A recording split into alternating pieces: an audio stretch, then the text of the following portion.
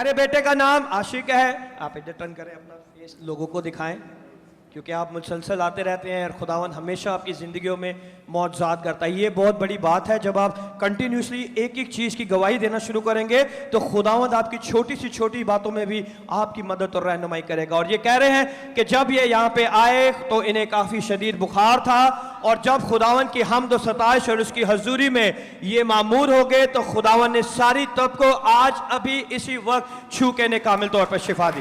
जोरदार तालियां बजाए यीशु के नाम को जलाल दें।